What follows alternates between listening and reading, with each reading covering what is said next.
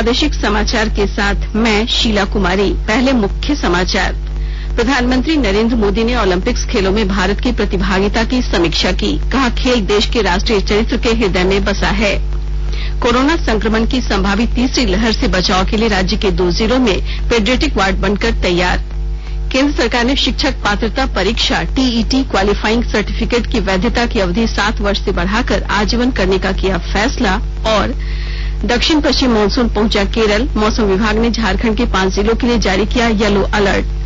और अब समाचारों से पहले एक जरूरी संदेश।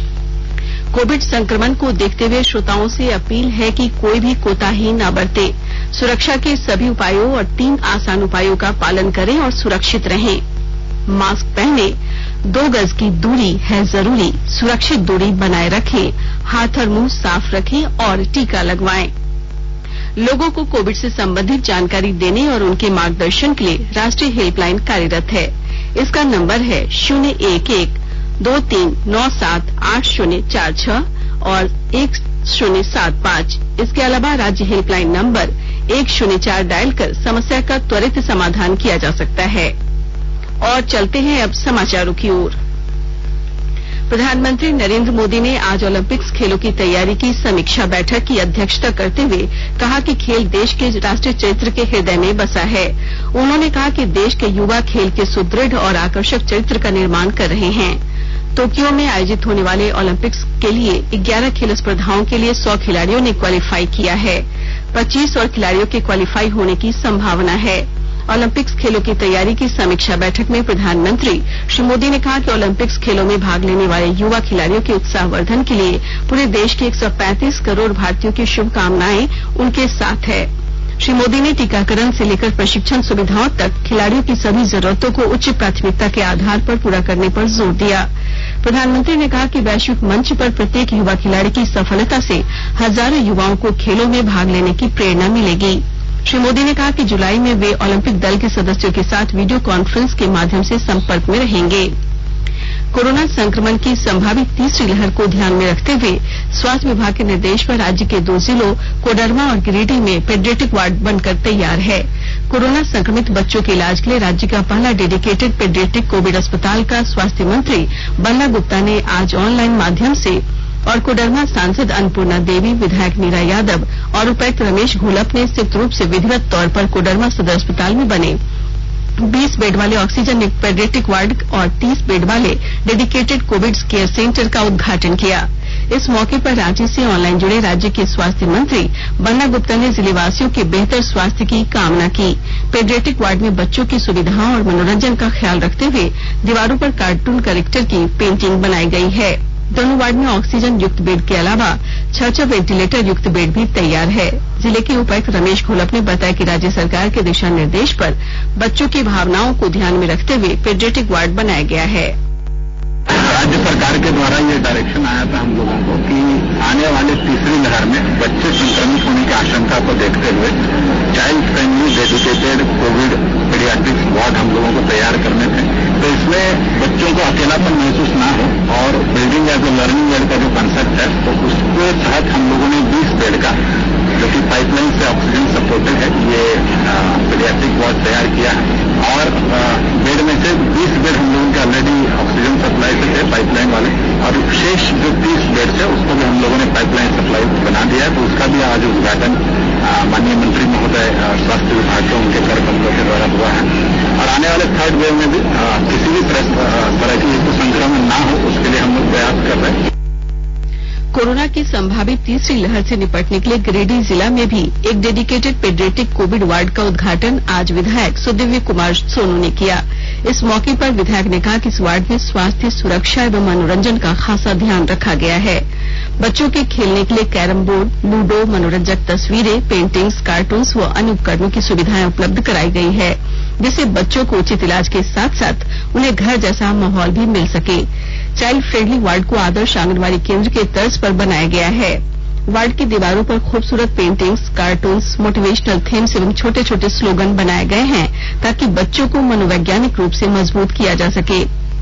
चाइल्ड फ्रेंडली वार्ड में 2 से 18 वर्ष के बच्चों के उपचार हेतु आवश्यक चिकित्सकीय सुविधाओं के साथ 24 घंटे निर्बाध बिजली की आपूर्ति को सुनिश्चित करने का निर्देश दिया गया है। गिरिडीह जिले के उपायुक्त राहुल कुमार सिन्हा ने सिविल सर्जन से बच्चों को किसी भी प्रकार की कोई असुविधा न होने के लिए विशेष ध्यान देने का आदेश दिया है। झारखंड सरकार द्वारा अनलॉक 1 के निर्देश जारी होने के बाद 15 कम प्रभावित जिलों में शामिल खूंटी जिले में दुकानें आज से खुलने लगी हैं।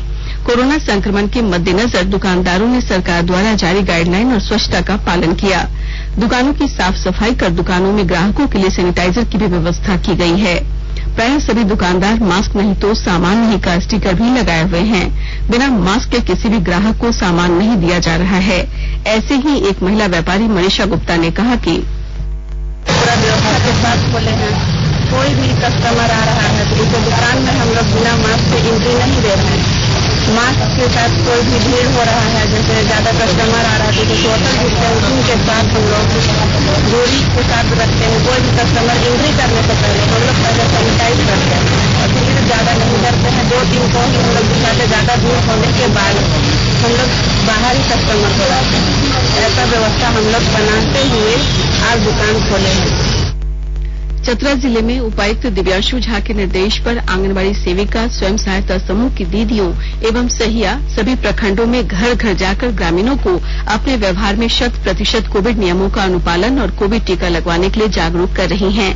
इसके अलावा अभियान के तहत दीदियों द्वारा सर्वे कर लोगों के घर जाकर उनके तापमान व ऑक्सीजन लेवल की भी जांच की जा रही है। आंगनबाड़ी सेविका रेखा शर्मा ने आज इस मौके पर बताया कि हमारी टीम घर घर जाकर लोगों को संक्रमण के खतरे से बचने के लिए वैक्सीनेशन ही सुरक्षा कवच है के बारे में जागरूक कर रही हैं। केंद्र सरकार कोविड-19 महामारी के दौरान नागरिकों की सुविधा के लिए बनाई गई राष्ट्रीय स्तर की 4 हेल्पलाइन के बारे में जागरूकता पैदा कर रही है। सूचना और प्रसारण मंत्रालय अपने विभिन्न विभागों के जरिए इन हेल्पलाइन के बारे में जागरूकता को बढ़ावा दे रहा है। विभिन्न हेल्पलाइन नंबर इस प्रकार हैं।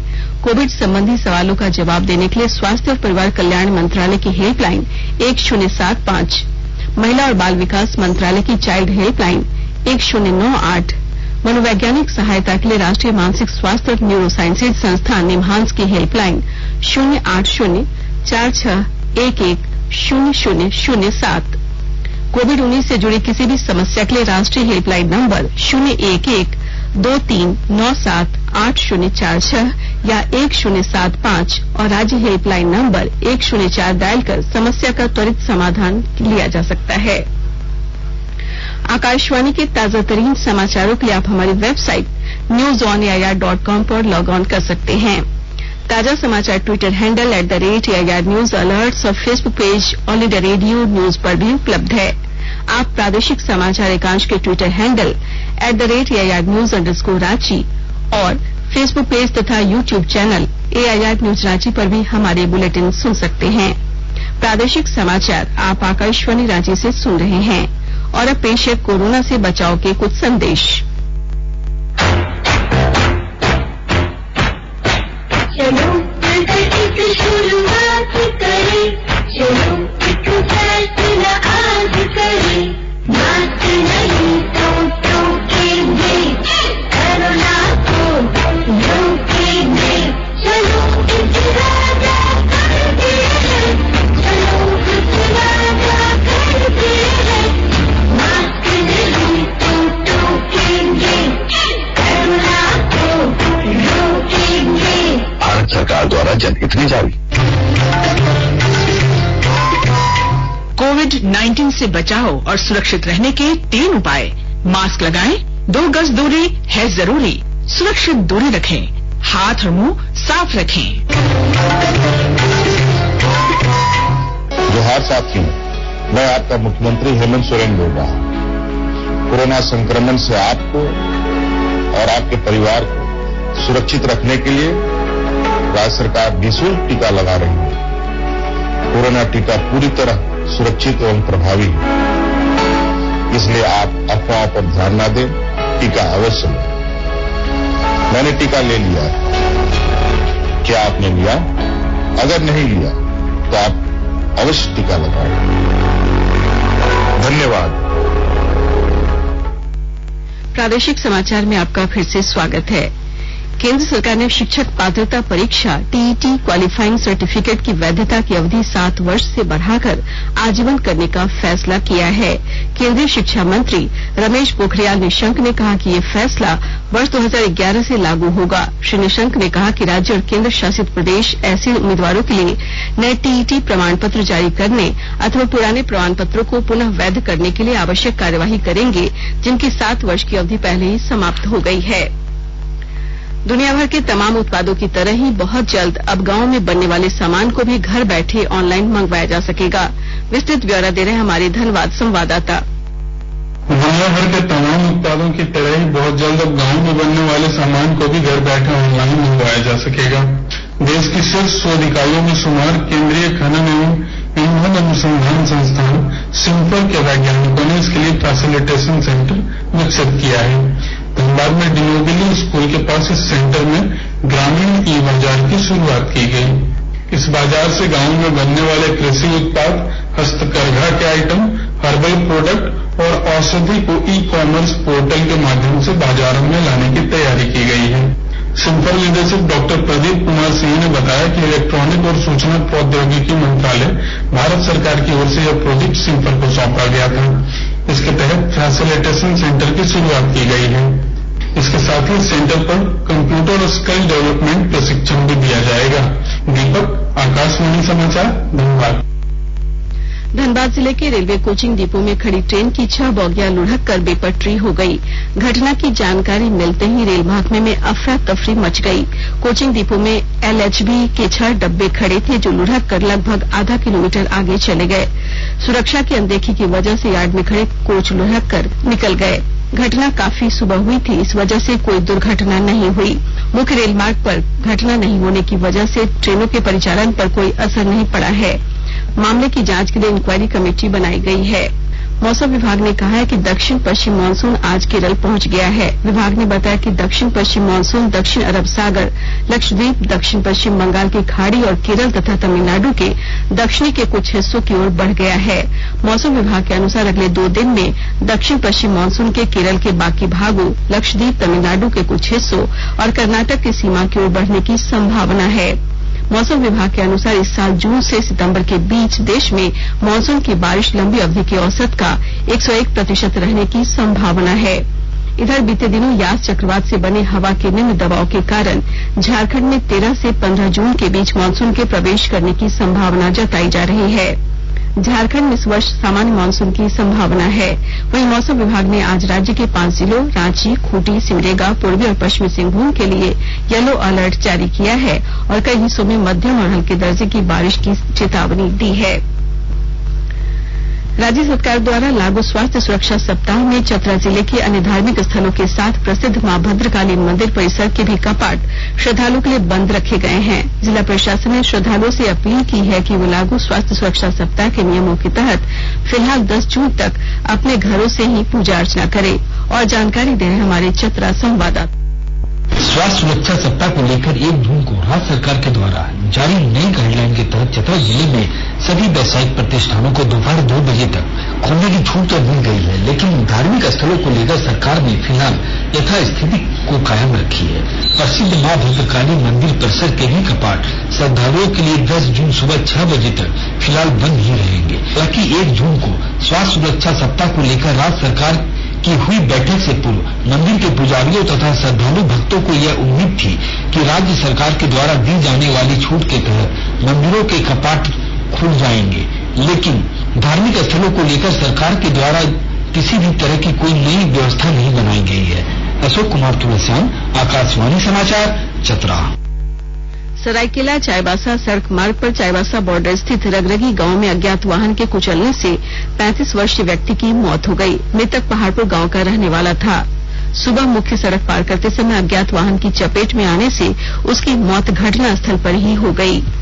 अंत में मुख्य समाचार एक बार फिर। प्रधानमंत्री नरेंद्र मोदी ने ओलंपिक्स खेलों में भारत की प्रतिभागिता की समीक्षा की। कहा, खेल देश के राष्ट्रीय चरित्र के हृदय में बसा है। कोरोना संक्रमण की संभावित तीसरी लहर से बचाव के लिए राज्य के 2 जिलों में पेडियाट्रिक वार्ड बनकर तैयार। केंद्र सरकार ने शिक्षक पात्रता परीक्षा टीईटी क्वालिफाइंग सर्टिफिकेट की वैधता की अवधि 7 वर्ष से बढ़ाकर आजीवन करने का किया फैसला। और दक्षिण पश्चिम मानसून पहुंचा केरल, मौसम विभाग ने झारखंड के 5 जिलों के लिए जारी किया येलो अलर्ट। इसके साथ ही आकाशवाणी रांची से प्रादेशिक समाचार का ये बुलेटिन समाप्त हुआ। नमस्कार। घर में रहिए, सुरक्षित रहिए और सुनते रहिए आकाशवाणी।